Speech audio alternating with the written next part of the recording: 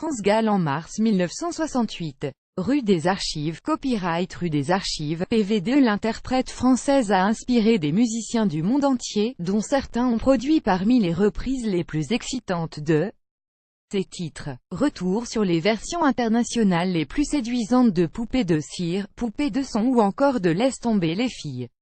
Avec la disparition de France Gall, à l'âge de 70 ans, la France perd l'une de ses interprètes les plus emblématiques des années 60 et 70.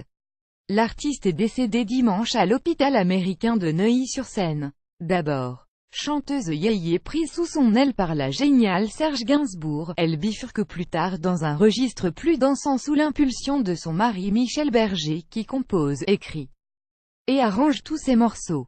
Depuis plusieurs années, elle inspire de nombreux musiciens qui, pour certains, ont repris quelques-uns de ses standards. Panorama des meilleures reprises. Montréal, Melbourne, Glasgow. Pochette du disque d'Arcade Fire et LCD Sound System, 2007. Discogs, Merge Record en 2007, le groupe montréalais Arcade Fire est encore au début de sa carrière mais explose littéralement. Leur premier album, Funeral, sorti en 2004, a révélé la formation au monde entier.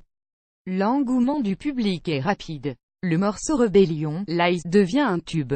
Avec leur second disque, Neon Bible, publié en 2007, le talent des Américano-Québécois se confirme.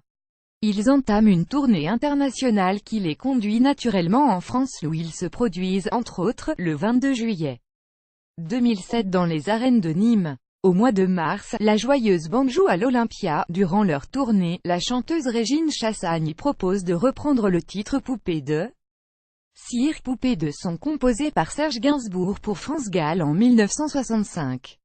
Le groupe, composé des frères Win et Will Butler, accepte. La reprise sera même enregistrée et figurera sur un EP dont LCD Sound System assure la face B, avec un titre emprunté au groupe britannique culte Joy Division. Pochette de Gainsbourg, Ion, Discogs, Eurovision Record mai 2007.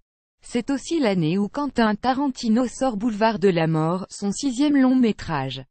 Sorte de thriller loufoque où des grosses cylindrées servent d'armes, le film est western moderne improbable. Pour la bande originale, le réalisateur fait une fois de plus appel à Mary Ramos, qui avait déjà œuvré pour les 2 volets de Kill Bill, comme superviseur musical. Dans la liste des artistes retenus, on retrouve Willy DeVille, Ennio Morricone et une certaine April March. En 1995, cette musicienne californienne passionnée par la culture française avait sorti un album hommage à Gainsbourg intitulé Gainsbourg, Ion. Sur le disque, figure en tête le titre Chicaby qui est une version anglophone de Laisse tomber les filles, morceau composé par le grand Serge pour France Gall en 1964. Dans Boulevard de la Mort, le titre Chicaby sert, excusez du peu, de générique de fin.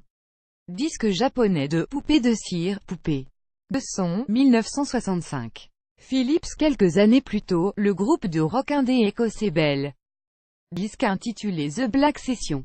Le concert-événement fera également l'objet d'un DVD. Sur les 16 morceaux de la tracklist, on retrouve une version inédite de Poupée de cire, Poupée de son. Par ailleurs, il s'agit sûrement de la chanson la plus reprise de la française qui, durant les années 60, avait multiplié les interprétations en langue étrangère, japonais, italien, allemand. Preuve s'il en est de l'universalité du titre de France Gall, le musicien australien Mick Harvey, véritable passionné de Serge Gainsbourg, dont il propose depuis 1995 ce que l'on appelle aussi en anglais des covers, a récemment encore produit lui aussi une interprétation personnelle de Poupée de cire, Poupée de son.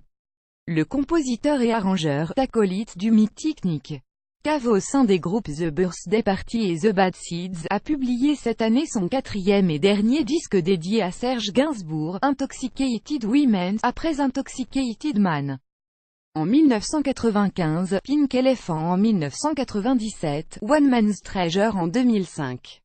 La liste des artistes du monde entier ayant repris des chansons de France Gall, ou plutôt de Serge Gainsbourg, semble infinie. En 1965, la chanteuse américaine Twinkle avait chanté Poupée de cire, Poupée de son sous le titre A Lonely Singing Doll. Citons encore la formation pop britannique The Divine Comédie qui, lors d'un concert à Paris en 2008, avait lui aussi repris le fameux tube qui a fait passer France Gall à la postérité. Une chanteuse aujourd'hui disparue, mais qui aura su inspirer des artistes venus des quatre coins de la planète avec sa voix au timbre enfantin et sa naïveté si touchante.